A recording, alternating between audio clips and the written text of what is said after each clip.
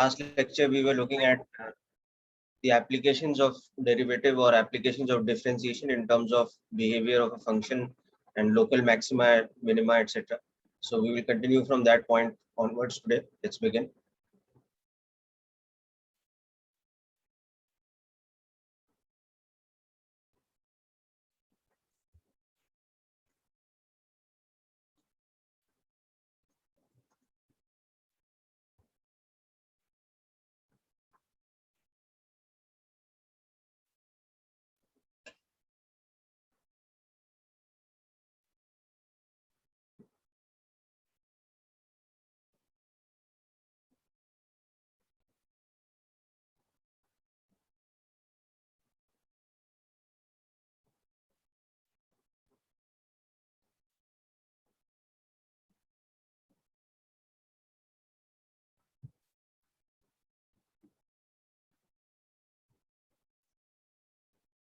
So we have understood the concepts of domain and range of a function and the concept of global maxima and minima versus local maxima and minima. But now we will learn some additional techniques using differentiation, which makes a calculation of local maxima and minima or the investigation of local maxima and minima very easy for a function. So just to recap the concept of local maxima and minima of a function.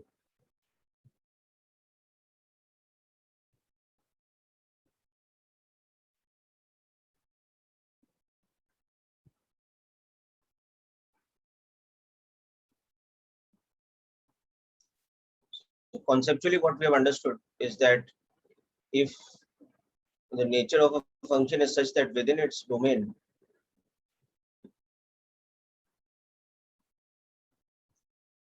it alternately increases and decreases. Okay. So for example, if the graph of the function is something like this, that first decreases, then again increases, then again decreases within its domain. So if at the point, let's say A, it reaches a situation where the slope becomes zero, the slope of the tangent becomes zero. And again at the point B over here, it reaches a peak before it starts dropping again. So we draw tangent at the point B again, slope becomes zero. So what we can see is at the point A, there is a local minima, and at the point B, there is a local maxima. So for this particular function, what is happening is the function is decreasing for x less than a. The function is increasing for x greater than a. So that means at x equal to a, the function reaches a peak point.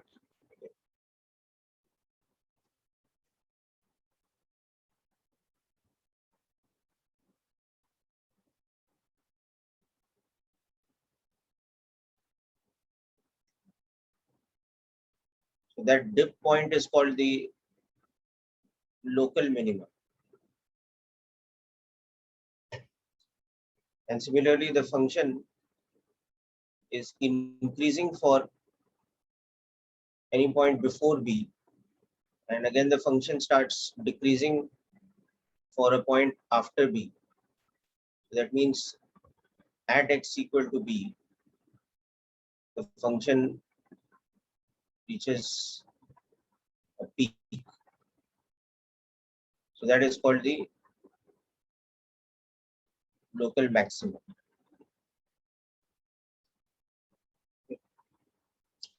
Now what this means in terms of derivative is that if we draw a tangent at a point before a, it should have a negative slope, and if we draw a tangent after a, it should have a positive slope.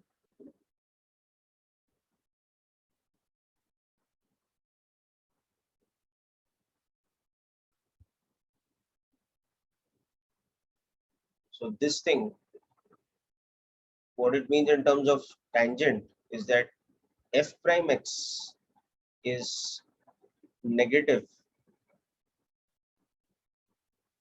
less than 0 or x equal to a minus delta x, and f prime x is greater than 0 for x equal to a plus delta x, and f prime at the point a is equal to 0, because there is a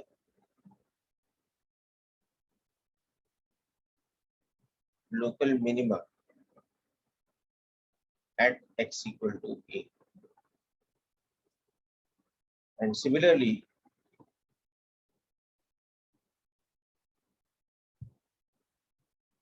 what this shows about the derivative at b,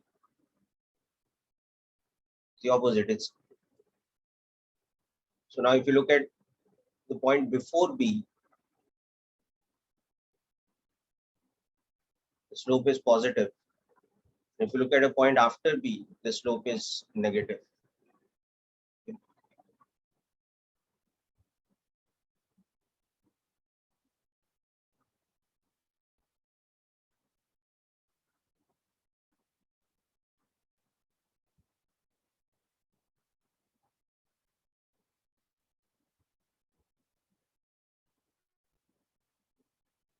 Sorry, greater than 0, it's increasing.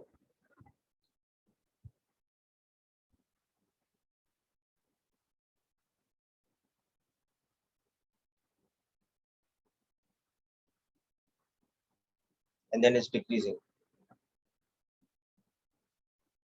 But just in between, the derivative at the point b is 0. So there is a local maxima at x equal to b. So in terms of slope, this is the condition for maxima and this is a condition for minimum.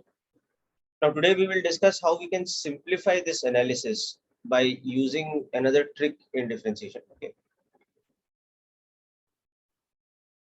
So we have already understood these points earlier, right?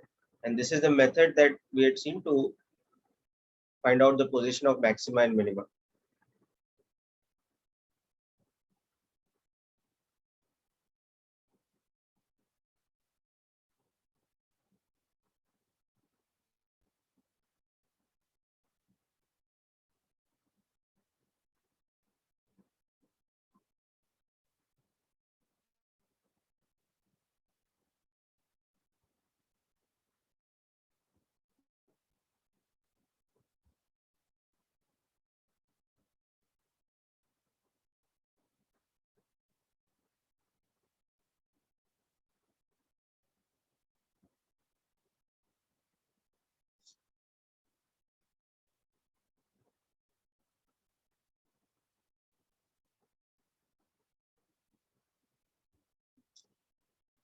Now to begin with, we will learn a new type of operation today called second derivative of a function.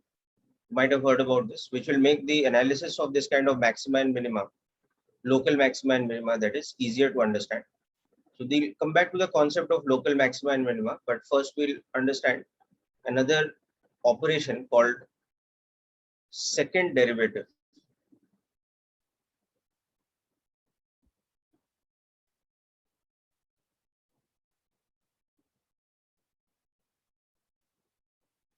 of a function. So what second derivative literally means is it is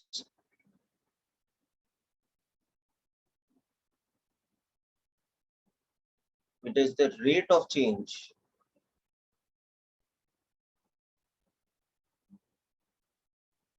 of the derivative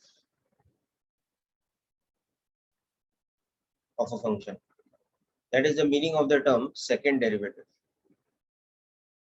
So for a function y is equal to fx,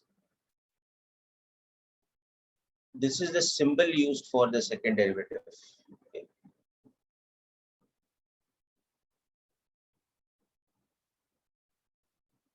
And what this literally means is that it is the rate of change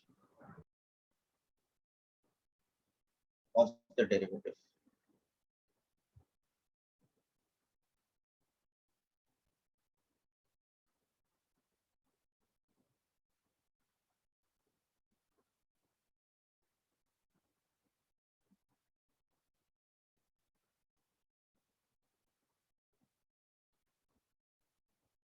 So it is differentiation of the derivative, which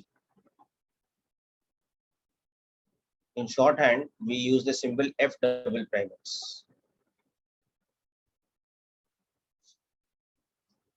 So for example, if we have the function y is equal to x cube, okay, so we can see that dy by dx is 3x square. So second derivative will become differentiation of dy by dx.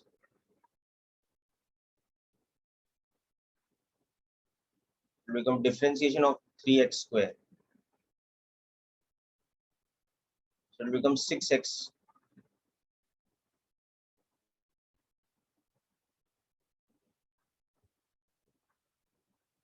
So this is the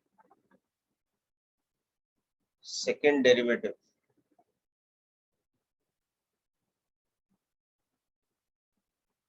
of x cube, that function. Okay, so just make a quick note of this definition.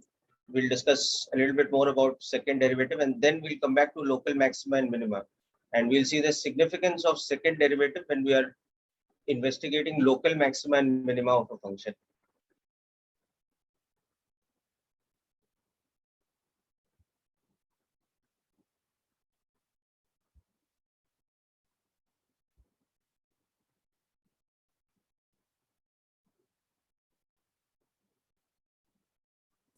So this is a function of yet another function. So why is it not done by the chain rule? As in, why can't we? Sorry, come again, beta. A little bit louder, please. Sir, as this is a function of an already existing function, so why can't we apply chain rule, or why does not chain rule? Chain rule is a technique of differentiation, beta, but chain rule is required when we have a composite function. So here the example I've taken y is equal to x cube is not a composite function. No? So we can directly apply the formula of differentiation to calculate derivative. No? Yes, sir. So second derivative is just like derivative of the derivative. Yes. So unless the function we are dealing with is a composite function, we don't need to use chain rule. You're following, no? Yes, sir.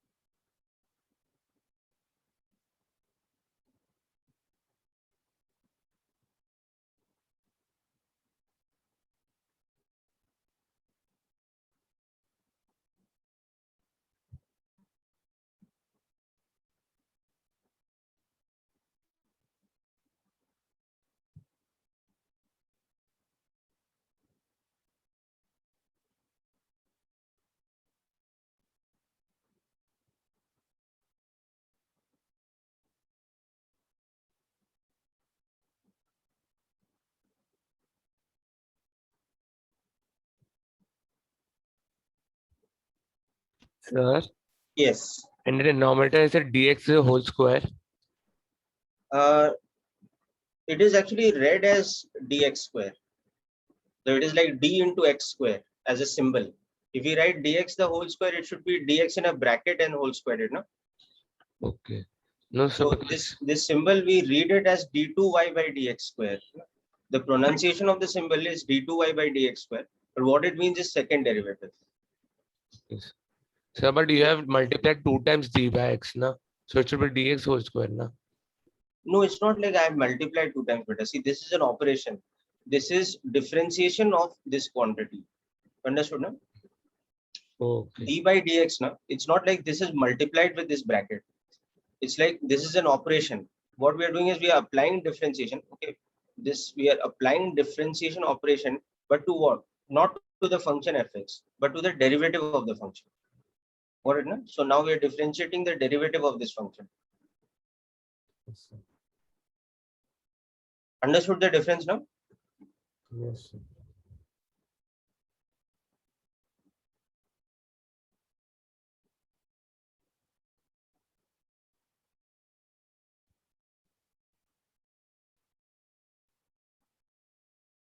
Okay, so let's look at another example. We have a function, let's say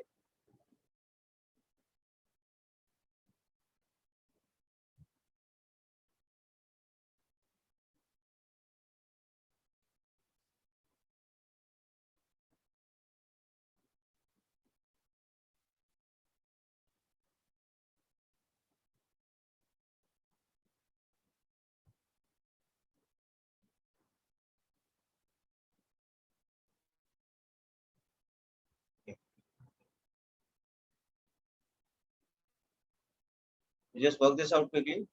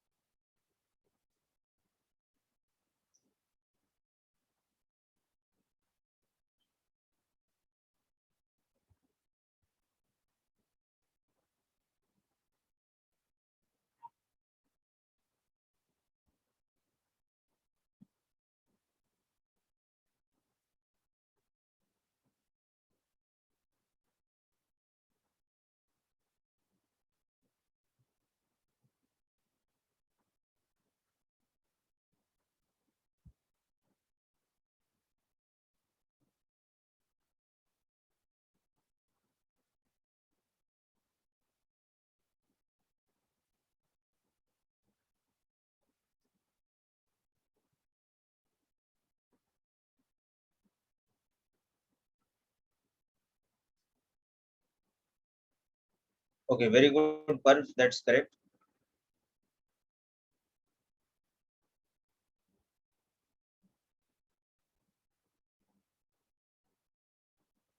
Pratyush, correct. Very good.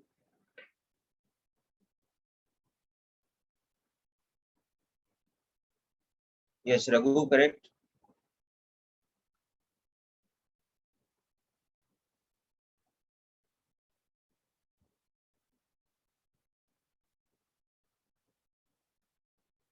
Kevin, correct. Akshita, correct. Siddharth, correct. Okay, very good. So as you can see that it's pretty simple once you understand the meaning of the term second derivative. So given this function, you have to just first calculate the derivative, which we are all competent at doing by now, which is 6x minus 3x square plus 2. Okay. So the second derivative will just become differentiation of the derivative or rate of change of the derivative. So you substitute this here. So this tells us that the second derivative is 6 minus 6x, whereas this was the derivative.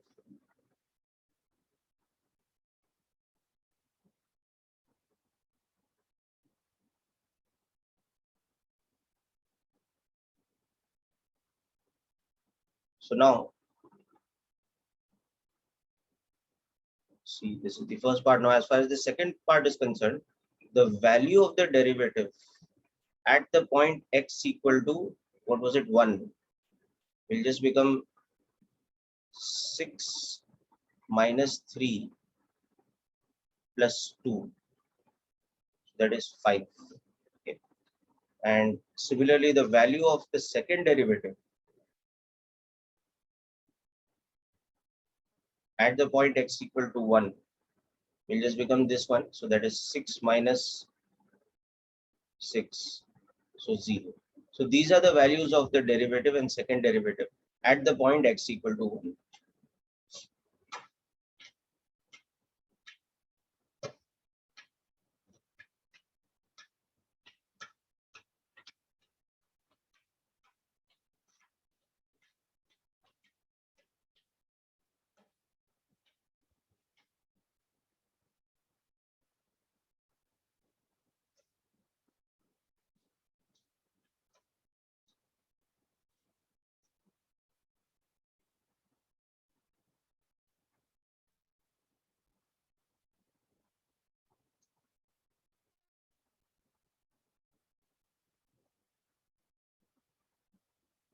Yeah, Sumit Pawar,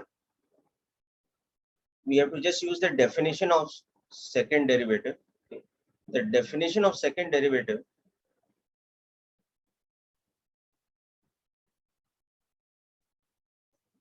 d2y by dx square is that it is rate of change of the derivative.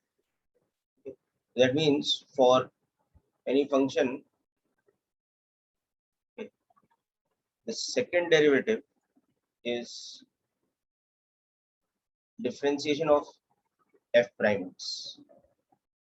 So here you can see that if you treat this like the function, this is your f prime x, this is the derivative, this quantity here. So for second derivative, we just substitute this over here because this is the derivative, and then you differentiate this. Okay, so differentiation of this gives you second.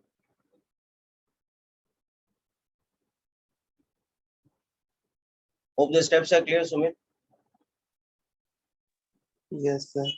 Okay, good. Now we were saying application of chain rule. So let's see an example where that happens. So in case, so this was, as you can see, a simple polynomial function. In fact, it's a cubic function.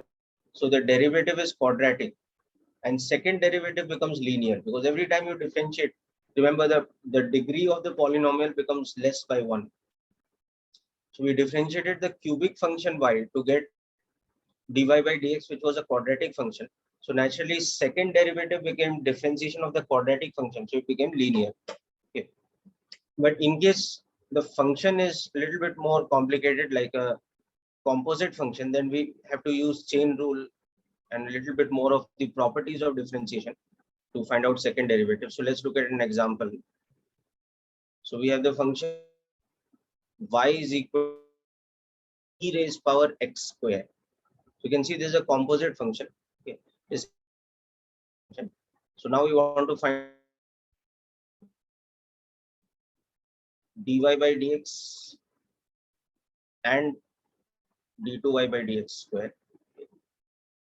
Again, let's say we want to find out the values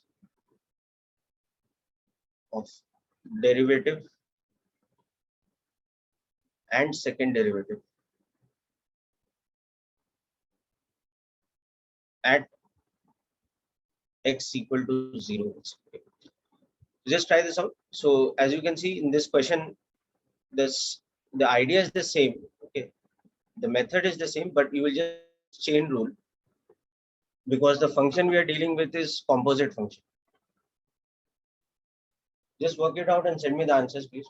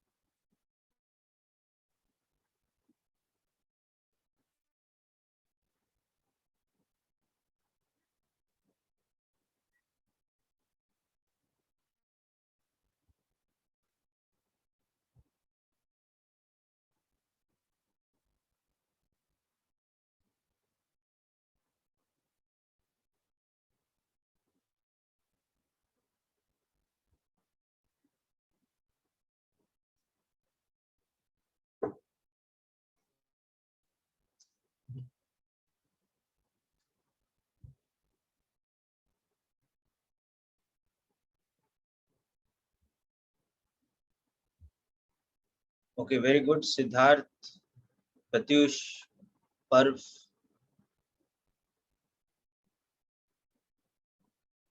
Soham. Soham, you have to check the calculations for the values again. Okay. So I'm working out the first part. Yes, Raghu, very correct for the last part.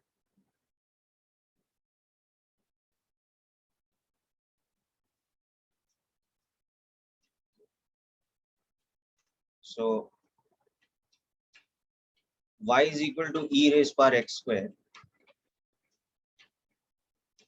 So dy by dx should become 2x into e raised power x square. Okay. So to explain this step, I'll show you that there are two different methods by which we can do it. One is direct application of the formula for composite functions, that if we have a function y is equal to f of gx, then differentiation of y with respect to x becomes derivative of f operated on g into derivative of g. Okay. If you go by this, you can see that this function y is equal to e raised power x square. It is e raised power gx, where gx is equal to x square. So if we apply this concept over here, so f prime of gx will just become e raised power gx, and g prime of x will just become 2x. So from that you can see this should become e raised power x square into 2x. So this is one way of directly solving it. Okay. So if you've done enough practice with chain rule, you will be able to directly apply this formula, which basically comes from chain rule, for composite functions. Okay. However, there's also the step-by-step method which I've taught you. Okay. So in case this formula is proving difficult to directly apply, you can also step-by-step apply the chain rule method. If you go by that method, you will see that for y is equal to f of gx, step 1, substitute gx as z. So y becomes fz. Okay. Step 2, apply chain rule.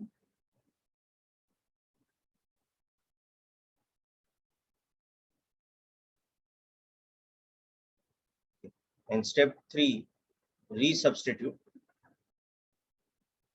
So dy by dz is nothing but f prime of z, and dz by dx is nothing but g prime of x. So that only means that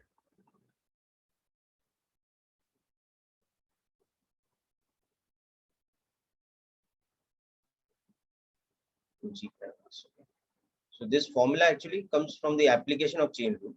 So if we apply these steps over here, what will happen is we'll take for y is equal to e raised power x square, we'll take x square as z. So y becomes e raised power z. So this step here becomes that dy by dx becomes dy by dz, which is e raised power z, into dz by dx, which is 2x. So on resubstituting, we get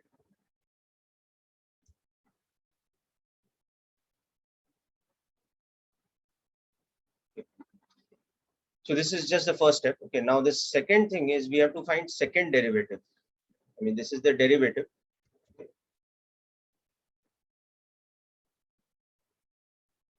So for second derivative, now we have to differentiate this quantity itself. So we have to differentiate this function 2x into e raised power x square. So to differentiate this, we will use the product rule. Okay. So differentiation of the product of two functions is given by this kind of formula. So we'll apply that over here.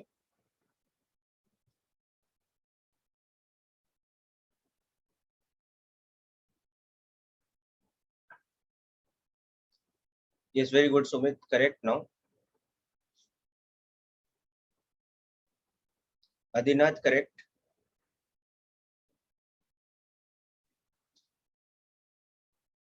Ayush, correct.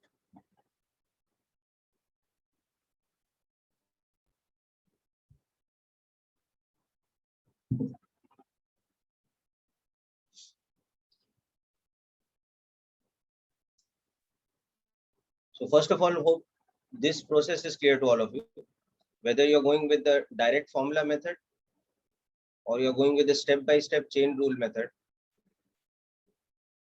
the process of differentiation to come up with this.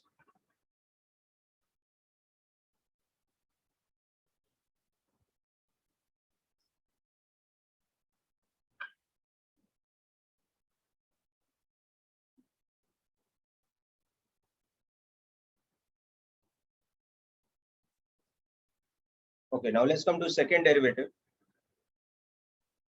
So now we want to concentrate on this part. That this is the derivative of the function. So how we calculate the second derivative from here?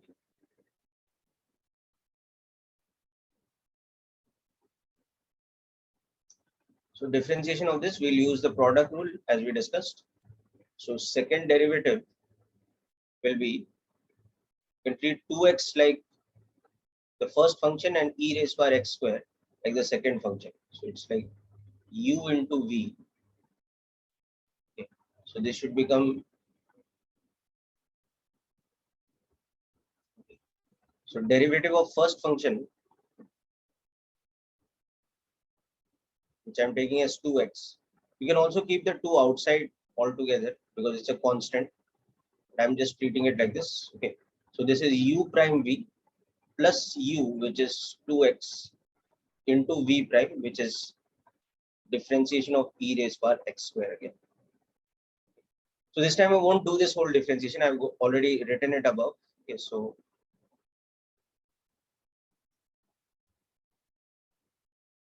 this will become 2e raised power x square plus 2x into the differentiation of this is what I've got here.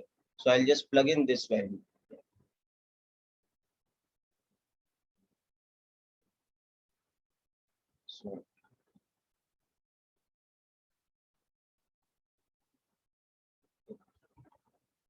So I can see that this second derivative is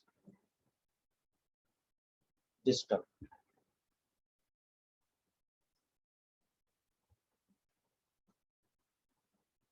So most of you have got this correct. Those who have sent me the answers.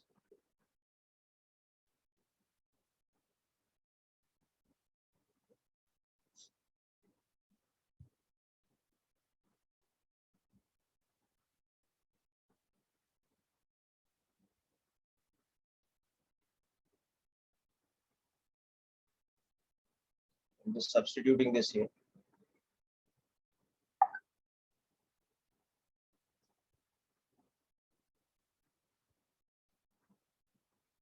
So as you can see, the concept is same, just it was a lengthier question because the function was composite.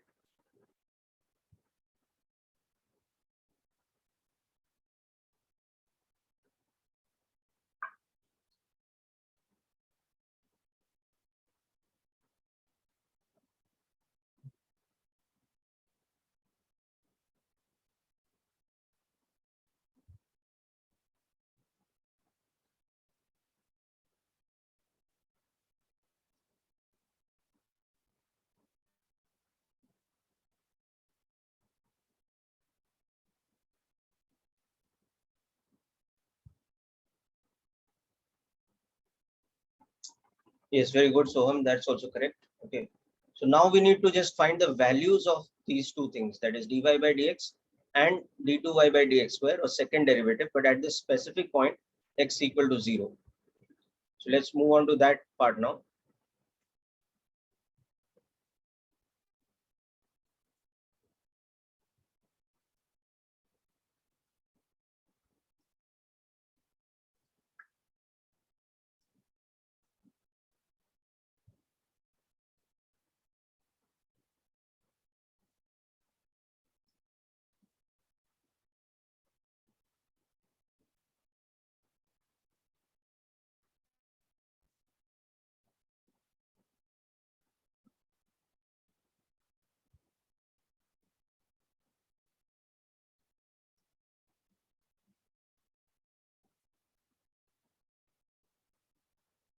So at x equal to 0, the value of the derivative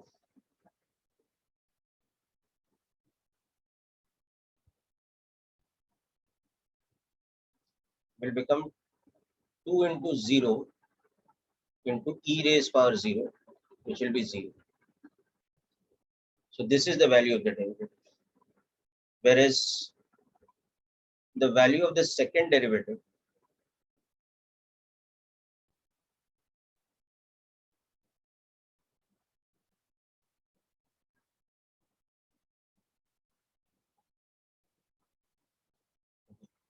will be, now you can see this is the second derivative above. So it is 2 plus 4 into 0 into e raised power 0. So it is equal to 2, because you know that basically e raised power 0 is equal to 1.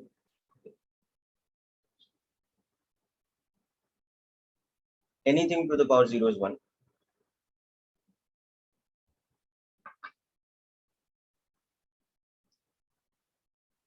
So the values are respectively like this. Okay.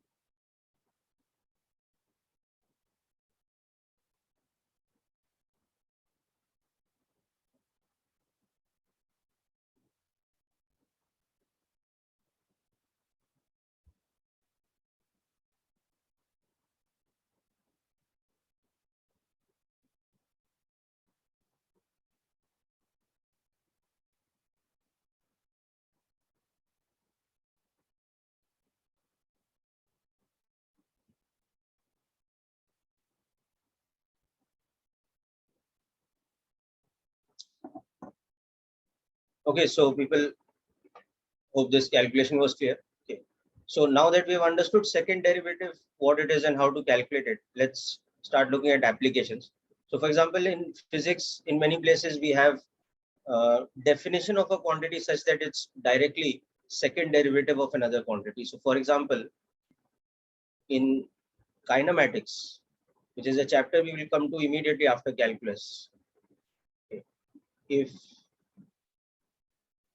the position of a particle moving along the x-axis.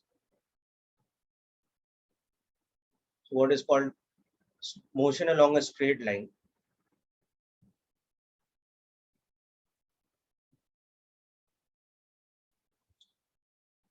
is given by x as some kind of function of time t.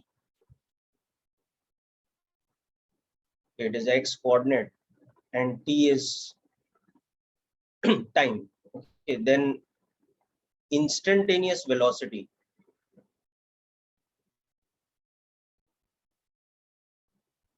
v is defined as instantaneous rate of change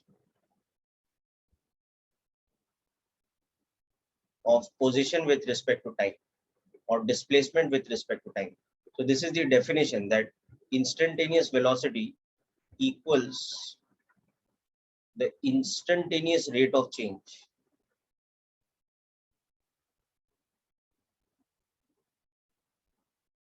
of position x with respect to time t. Okay. Now further, acceleration, what is that defined as? It is defined as instantaneous rate of change of velocity with respect to time. So it is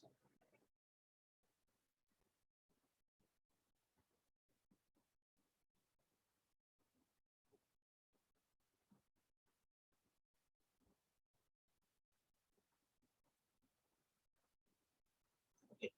So now if you see, v itself is dx by dt.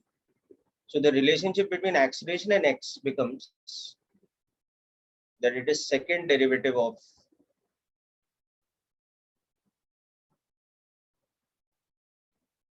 position with respect to time. Okay.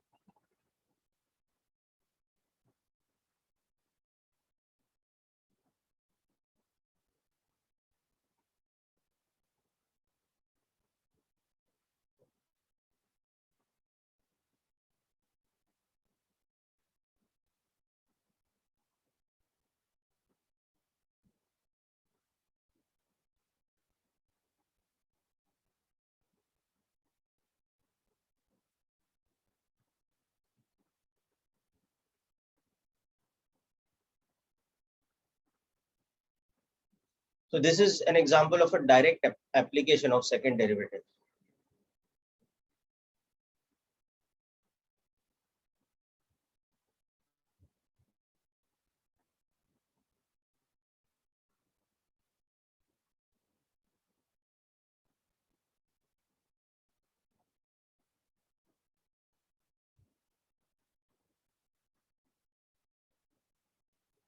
It's part of the definition of the physical quantity of acceleration, that it is the rate of change of displacement.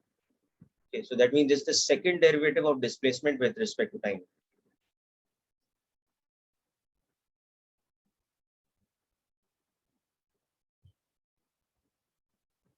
Okay, so for example, suppose we have x is equal to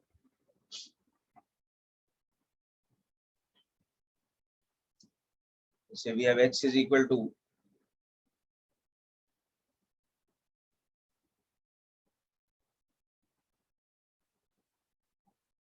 this kind of relation where x is in meters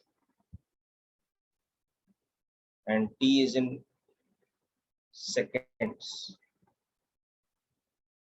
So find the instantaneous velocity and acceleration as functions of time. So we just apply this concept over it. Right?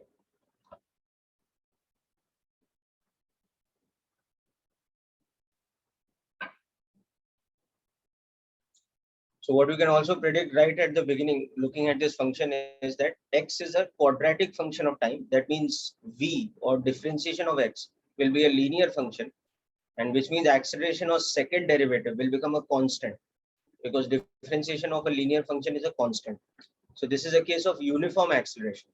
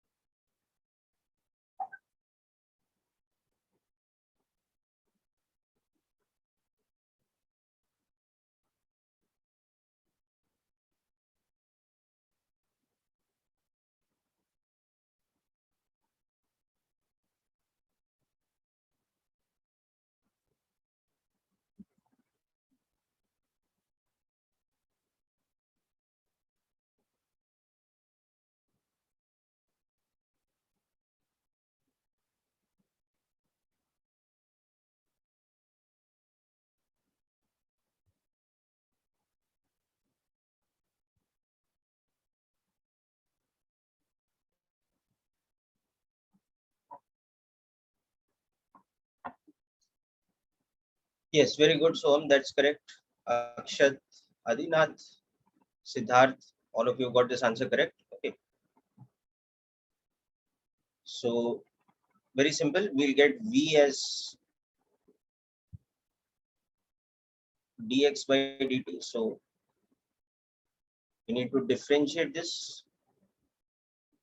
So the velocity as a function of time will become 2 minus 2t. Okay. Where obviously V will be in meters per second. And then acceleration is dv by dt, or second derivative of x with respect to time.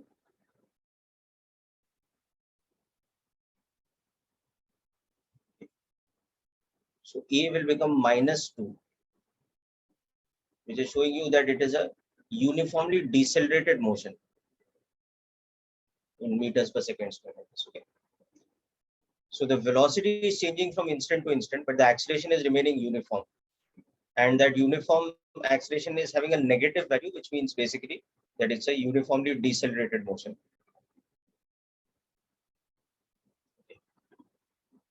Now, of course, this is a type of application which, as I was telling you, we'll come to in the next chapter called kinematics. Okay.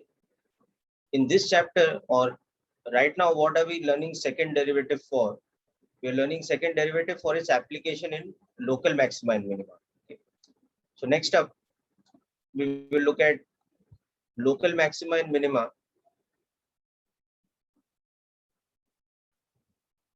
by something called second derivative analysis.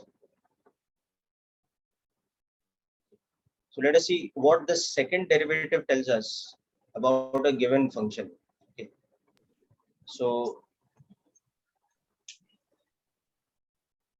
taking the analysis we were doing earlier today a step further, okay, that we understood that the derivative of a function is equal to 0 at both local maxima and minima. But we had taken this kind of a graph, or y is equal to fx. So let's start with the analysis of the dip point at x equal to a. So we saw this slope is 0 at a, but it is negative before a at some point like this, and positive after a at some point like this. Okay. So now let's look at this in more detail first before we come to the local maxima point. Okay. So what we can see is that for this function, okay, derivative at x equal to a is 0, but derivative at a minus delta x is negative. Derivative at a plus delta x is positive. So that means the derivative of the function f prime x, okay, is changes from negative to positive value at x equal to a. So before it was negative, okay, and after a it's positive. So that means the derivative itself is decreasing in nature. Sorry, is increasing in nature, because its value is changing from negative to positive at the point x equal to t. So what this means is that the rate of change of the derivative, okay, that is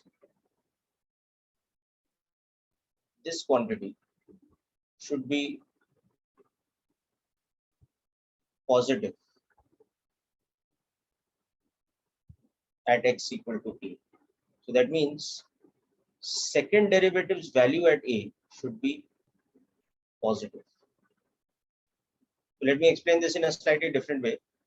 So this was the graph of the function y is equal to fx. Now simultaneously, if I also analyze the graph of the derivative of the function, okay, so what I'll see is at the point a,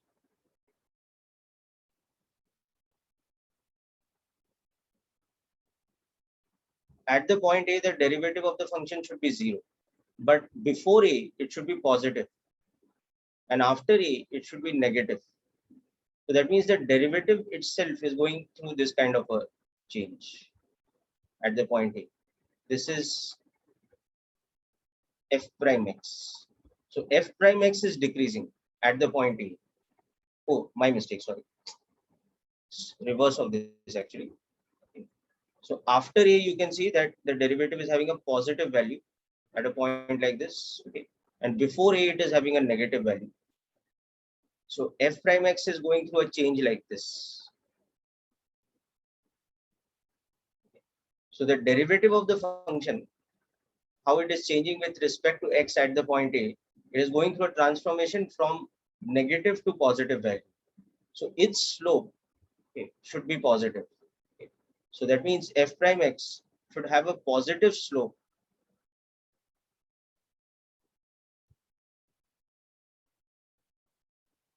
at the point x equal to a. Okay.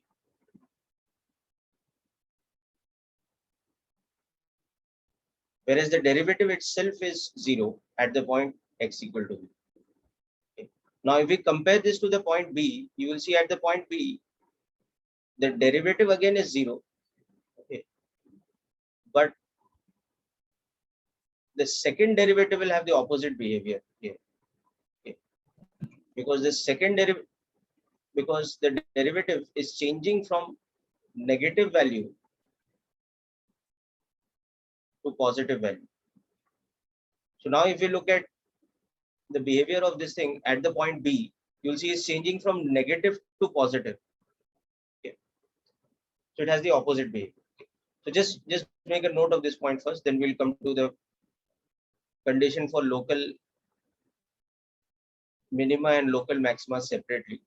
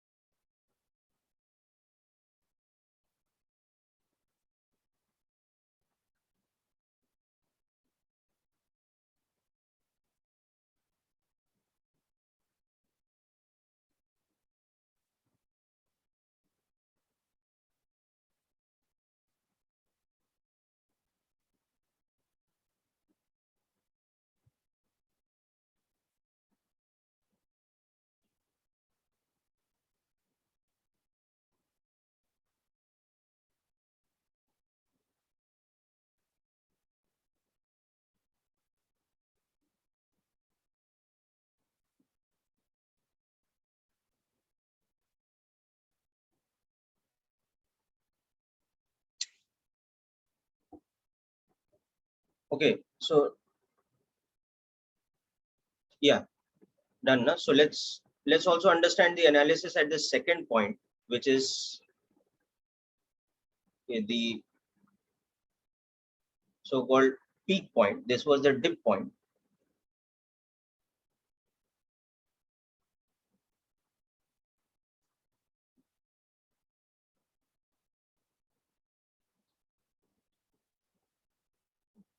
So now we see here that okay, fx has a peak at x equal to b. F prime b is equal to 0, but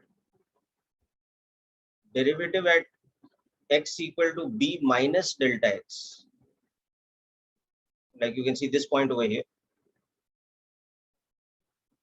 this point b minus delta x, the derivative is positive, okay, because the function was increasing, and f prime x at x equal to b plus delta x is negative at this point, you can see.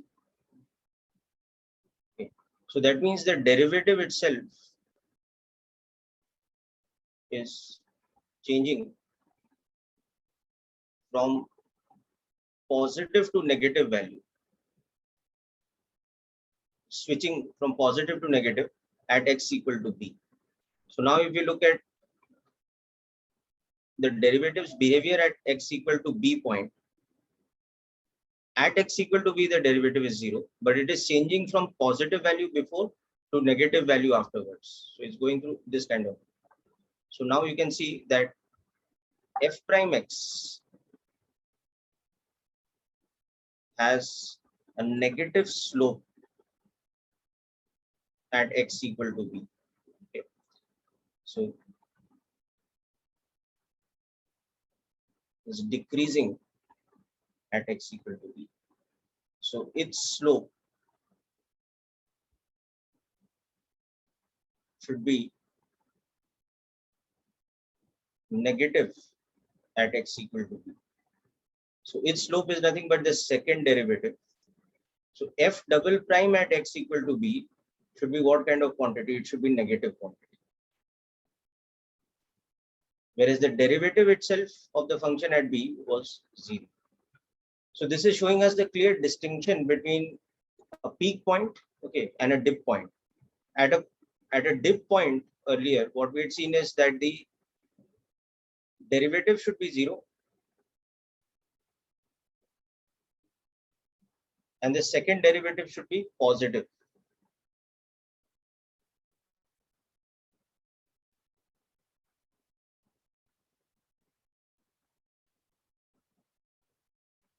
Okay.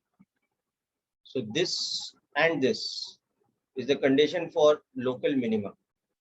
Whereas now we can see that for local maxima, this along with this becomes the condition. Okay.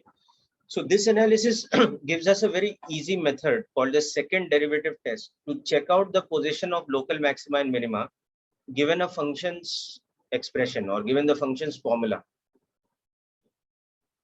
So we'll discuss about that in detail next. First, just note this down.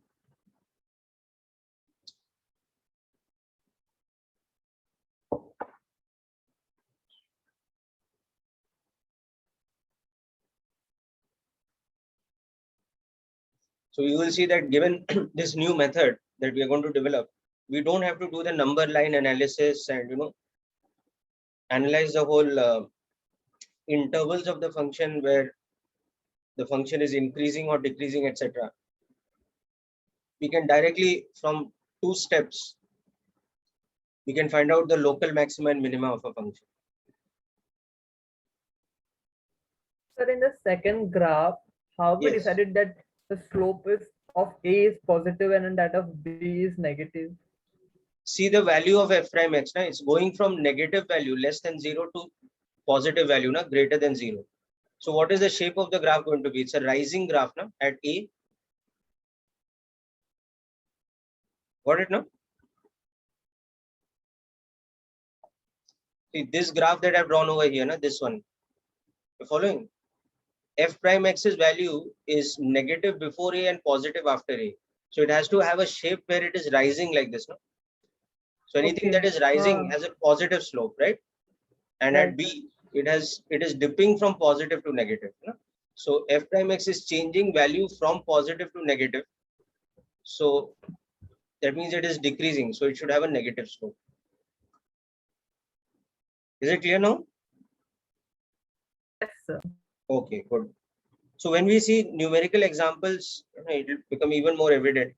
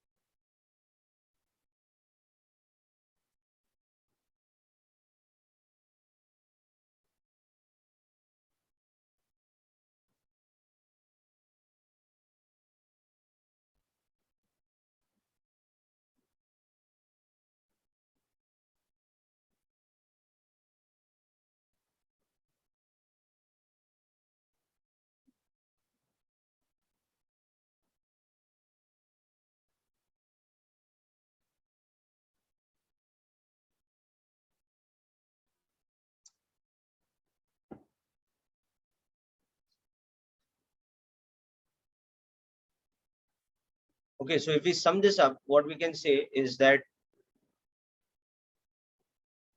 for a function, if fx has a local maxima at x equal to b, then derivative of the function must be 0 and second derivative of the function must be negative. Okay, and if fx has a local minima at x equal to a, derivative must be 0 and second derivative must be positive. Okay. So this is what we say is the condition for local maxima and minima. This is the condition for local maxima at x equal to b, and this is the condition for local minima at x equal to a.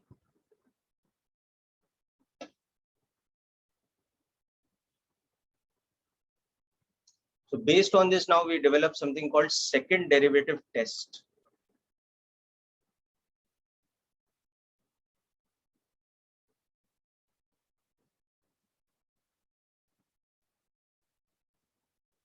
For a function.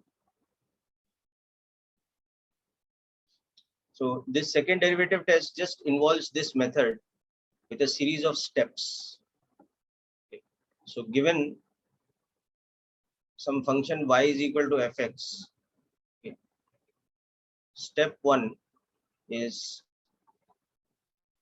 find derivative and second derivative. That is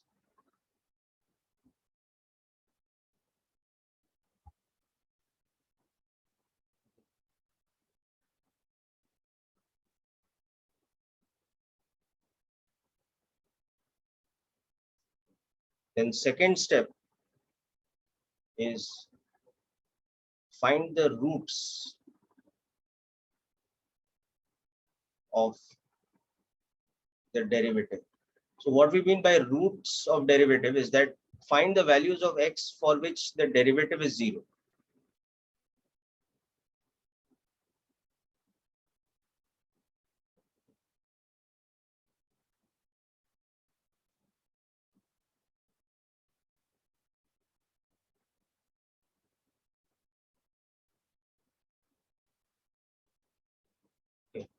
So let us say we get x equal to x1, x2, like this. We get certain points where this happens. So these roots, so these particular points, they are called the critical points.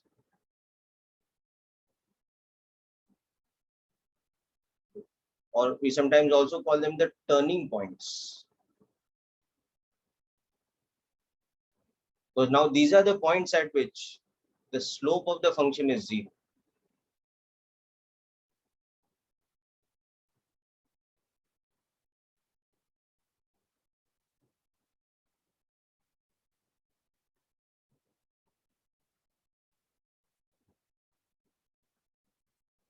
Now the final step is to apply the criterion of local maxima and minima to each of these. So step 3 is where we apply the second derivative test.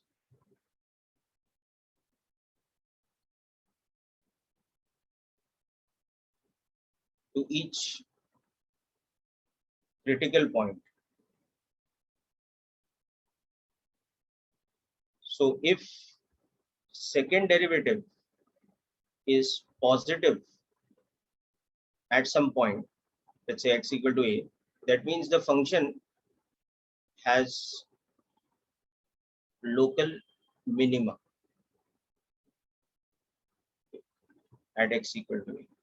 If second derivative is negative at another point, let's say b, then that implies that the function has local maxima.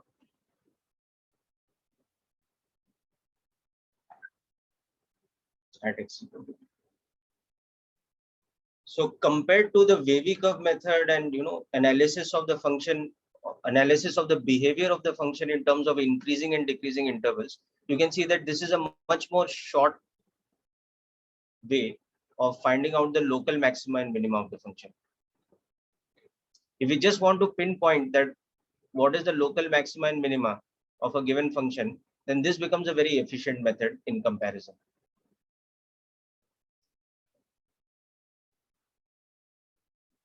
So can you please explain the critical point? Critical points are just points at which the derivative is 0. So like in the above graph that we had drawn, A and B were both critical points. Yes, The sir, points yes, where sir. if we draw the tangent, the slope is 0.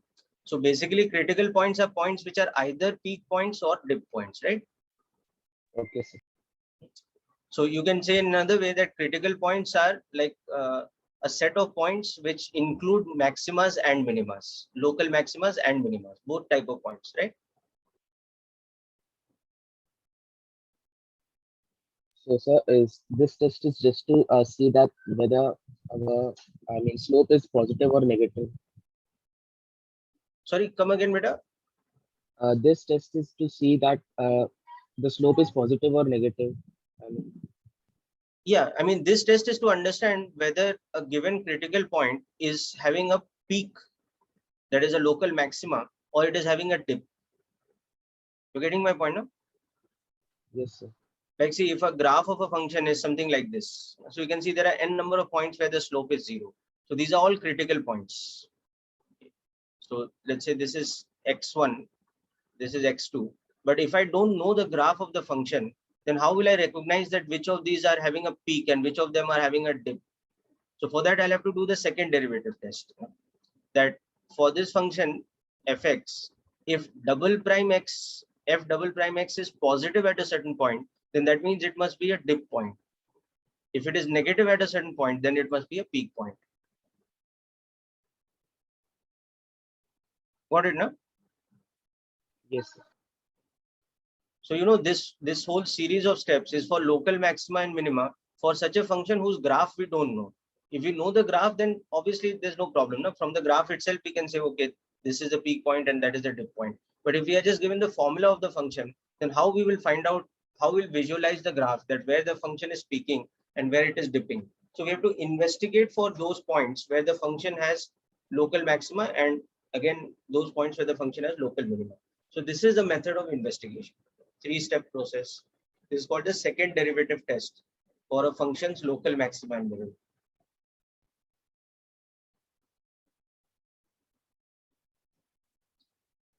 Okay, so let's test this out with an example.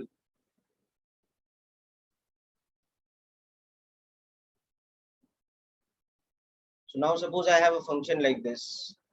It is x square minus, or let's say it is 3x square minus x cube plus 2. Okay. Now we want to, and x belongs to the set of all real numbers. So you want to find all critical points for this function. That is points at which the slope of tangent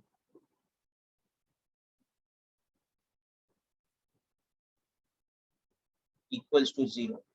And then we want to find local maximas and minimas.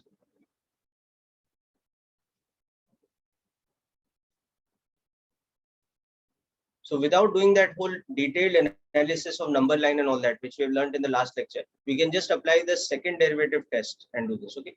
So first thing, critical points, how we'll define. So the function here is this.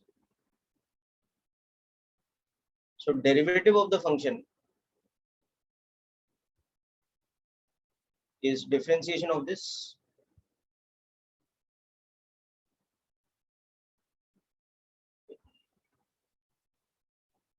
So derivative of the function is 6x minus 3x squared, which we can write as 3x into 2 minus x. Correct. So therefore, critical points, they are what? Basically, they are roots of the equation f prime x equal to 0.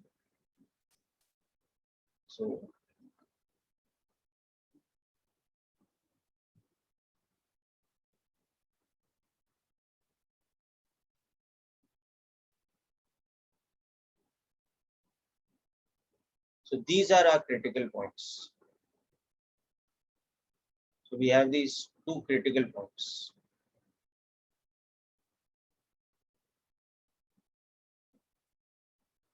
So if the function has two critical points, that means basically the graph of the function is either like this or it is like this. It has to be one of these two, where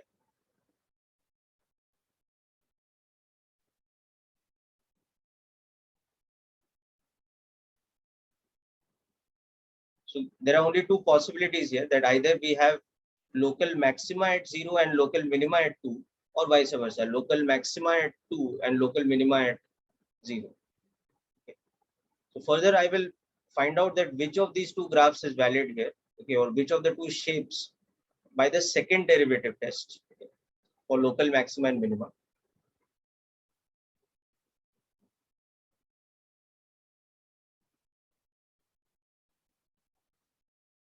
Yes, very good, Adina, that's correct. Parv, that's correct, very good.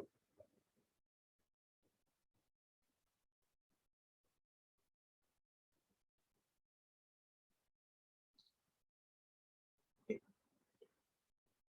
So for finding local maxima and minima, we will do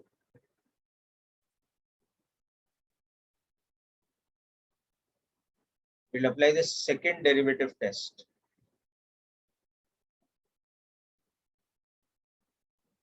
So the function was this.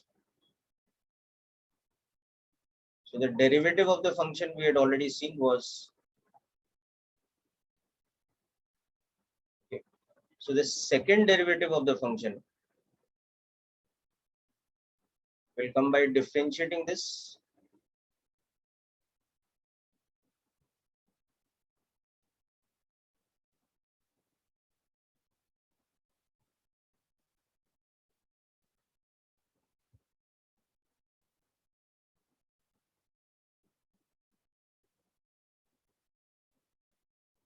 This is the second derivative test.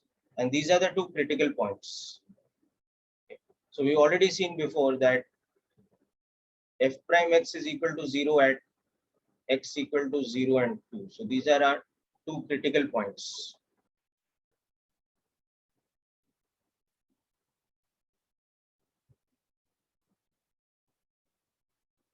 So now our next step is second derivative test. At x equal to 0, the value of second derivative is how much? It is 6 minus 6 into 0. So it is 6. So f double prime 0 is positive. Okay. And of course, we have seen that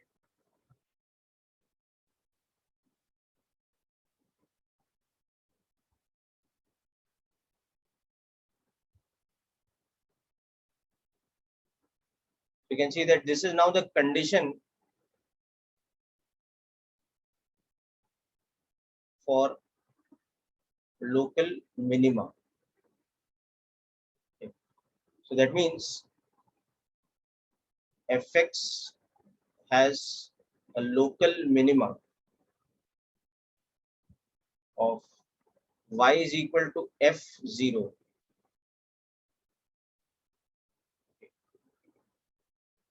at x equal to 0. So what is the value of f0? It is plus 2. Okay. So 0 comma 2 is the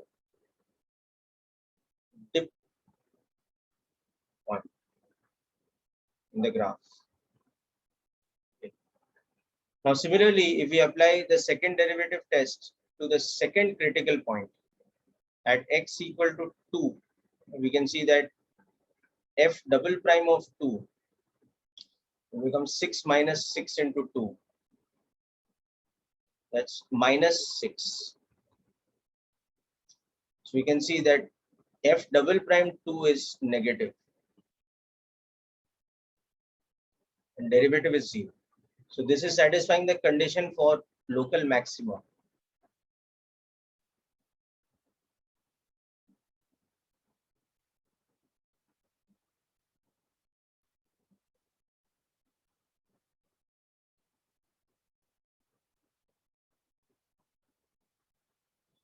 So from that we can understand that the function has a local maxima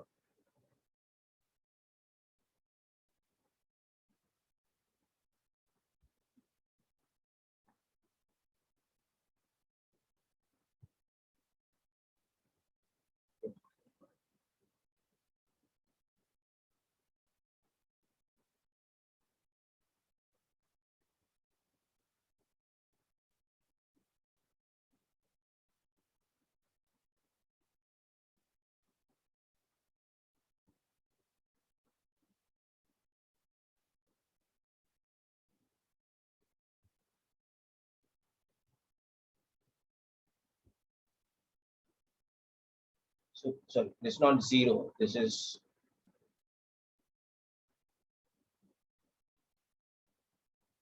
how much now?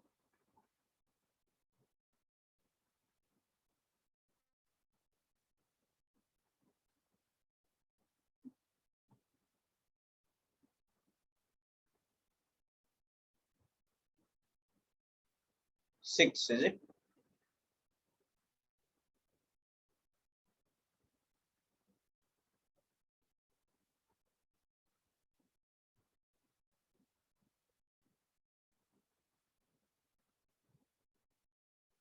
There's a peak point like this.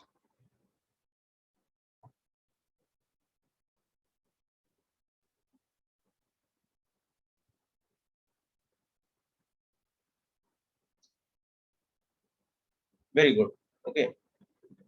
So we found the local maxima and the local minima. Okay. This is the dip point and this is the peak point. Okay. Now we can also try to visualize the graph of the function using this now. Okay. So we can do another part, that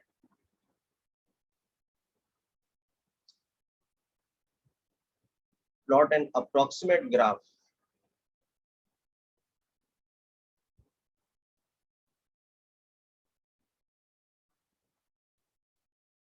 for this function. So just use this information, because now you can visualize that there is a peak point at this position and there's a dip point at this position. You can just use that to plot the graph of this function, roughly speaking. So just note this down and try out the graph. We'll discuss in a minute.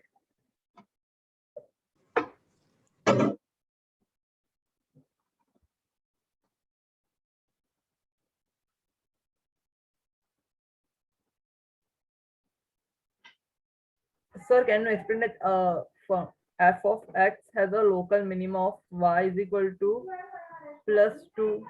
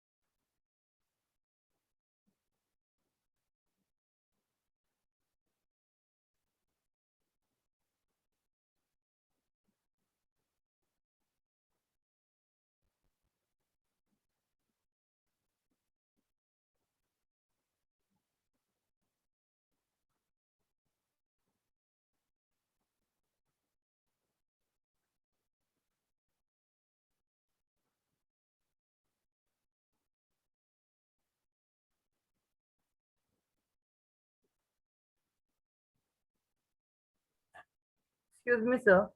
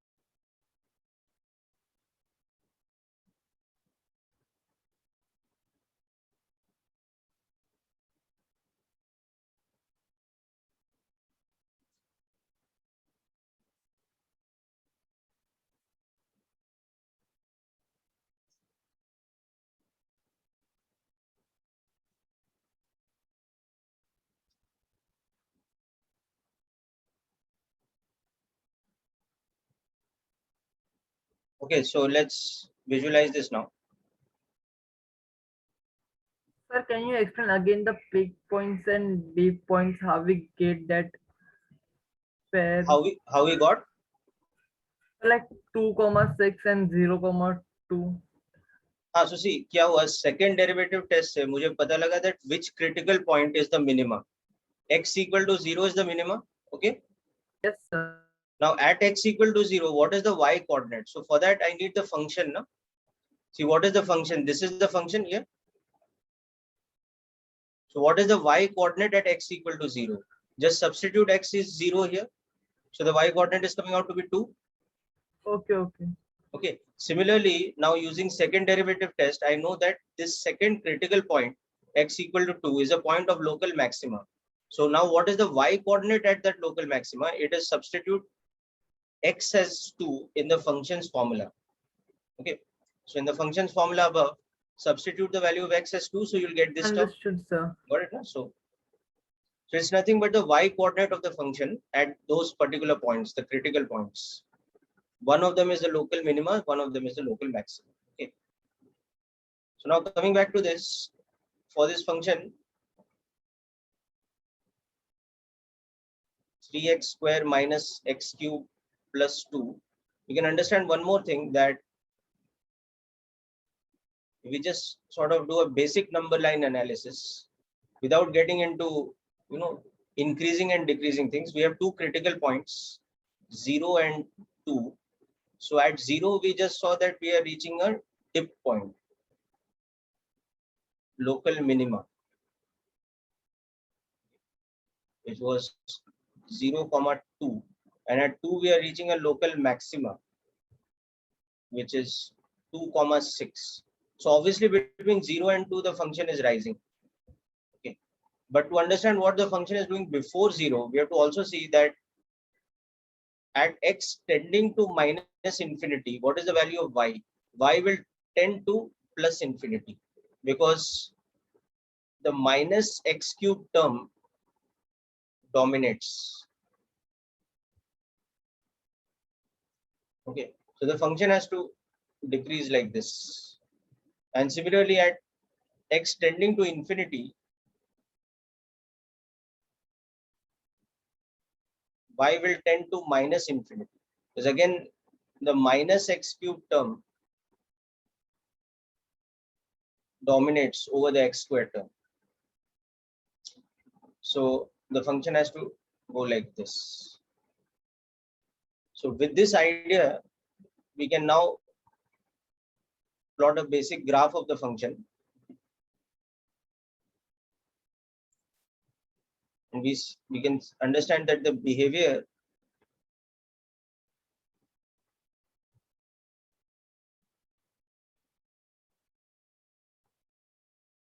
is something like this.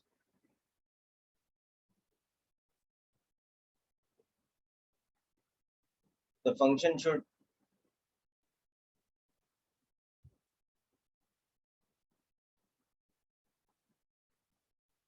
basically do something like this.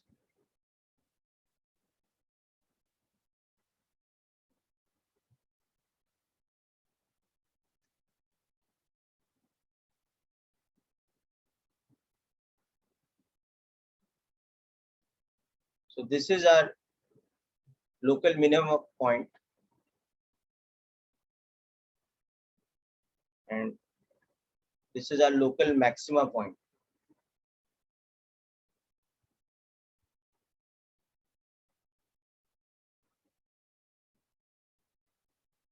We have some kind of a shape like this. So now we can also see from this that the range of the function is minus infinity to plus infinity.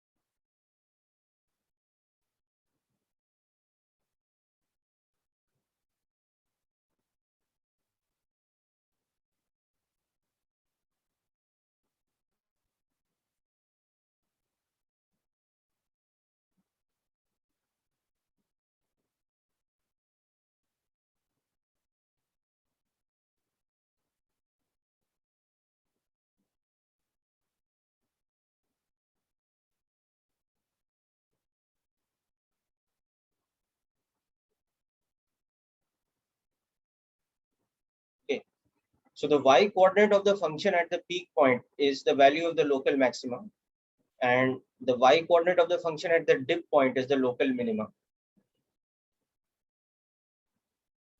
So let's do another example for practice next.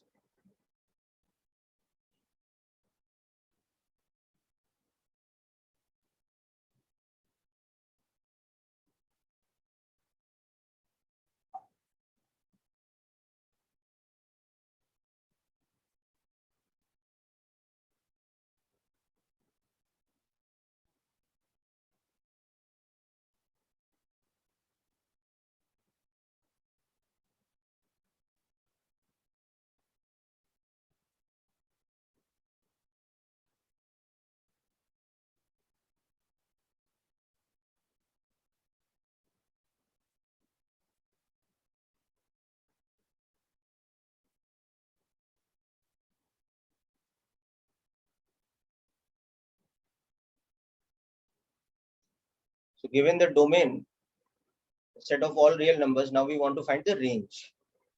So we have to just apply these same kind of steps that we have done for the above cubic function to this quadratic function now. So it's going to be easier because it's now only a quadratic function. Just apply this method. We'll discuss in a minute. Sir, what does it mean by that minus x cube term dominates? It's to understand the value, na, that as x tends to infinity, for example, how we know that y tends to minus infinity. So for example, take the value of x instead of infinity, take the value of x as 10 raised by 3. So the value of y here will become what? It will become 3 into 10 raised by 3 square minus 10 raised by 3 to the power 3 plus 2. No? So it will become 3 into 1 million, but minus 10 raised by 9. So this term will dominate. No? Understood. Okay. Okay. So that means y will be a very small quantity. No? It will be a very large negative number. So it's tending to, so as x tends to infinity, what is happening to y here? Y is tending to minus infinity and vice versa. If this was negative infinity, then y is tending to plus infinity. Understood, sir. Thank you. Yeah. Okay.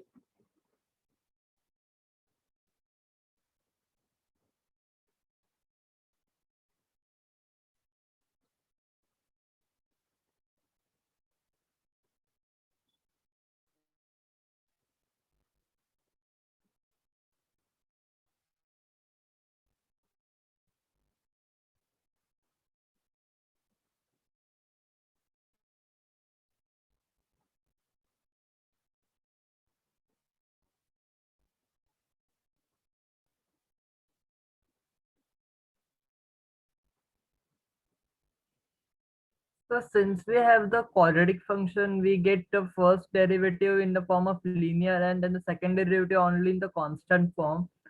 So how will we using the third and the fourth step?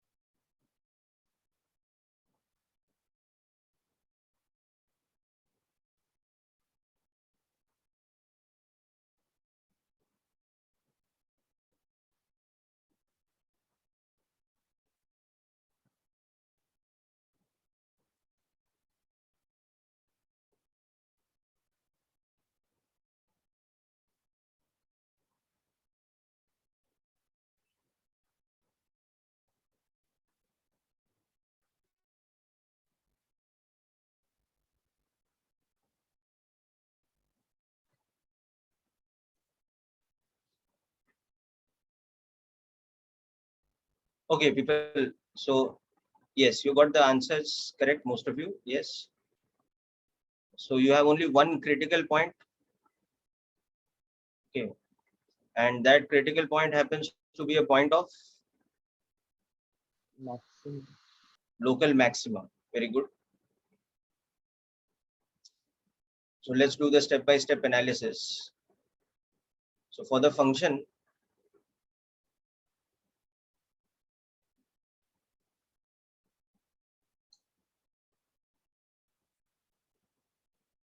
you can see that the derivative of the function is 4 minus 2x, and second derivative of the function is minus 2.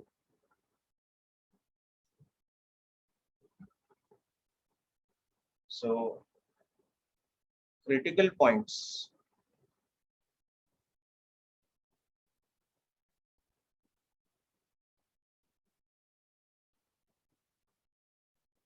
So we get a critical point,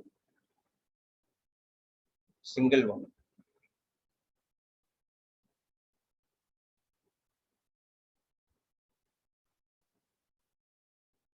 Now what you also notice is that the second derivative is uniform.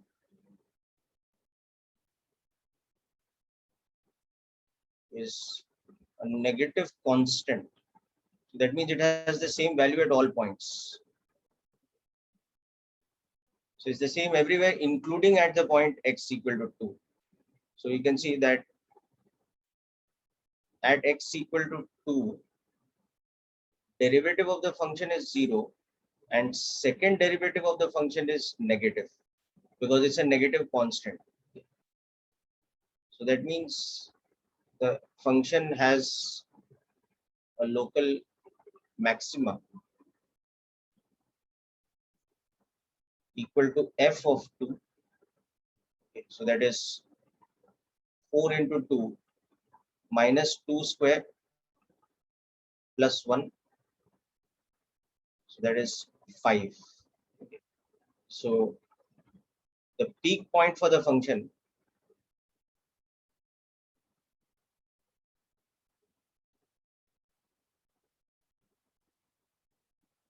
this.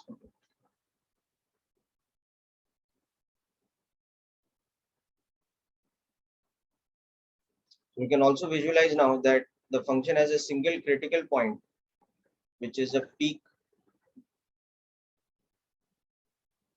Okay. And also as x tends to minus infinity, y tends to minus infinity. As x tends to infinity, y again tends to minus infinity because the minus x square term dominates. So the function rises and drops like this. Okay. So from this, we can visualize the graph of the function also.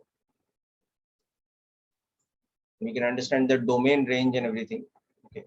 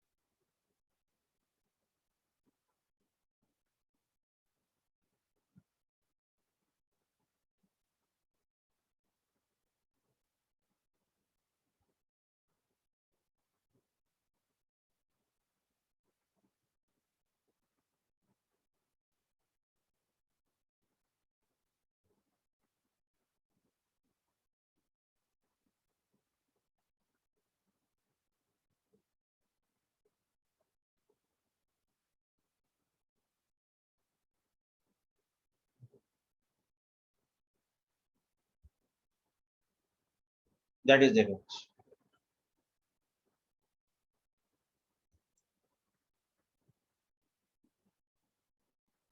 Sir, since we have only one single critical point, therefore we have only the local maximum and not the minima.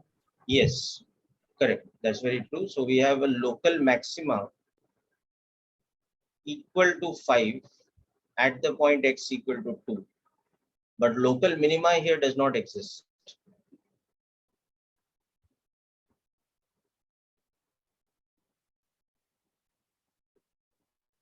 That is the nature of this graph.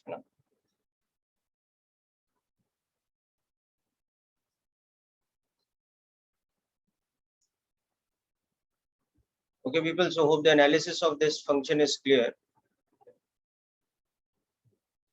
Yeah, so I understand some of you have school lectures. So we'll conclude today's session here. Anyway, we are done with the session. Okay. So that's it for today, people. Thanks for attending and wish you all the best. I've sent you another worksheet which has problems based on local maxima, minima, domain range, etc. So please try out those questions. We'll discuss in the next lecture. Sir, what about module? Sorry, come again. Sir, what about the module question? Yeah, module questions also now you can complete all the differentiation based questions. Okay, because Okay. next lecture, after discussing the doubts and things now, differentiation, we will start with integration. Okay, sir. Okay.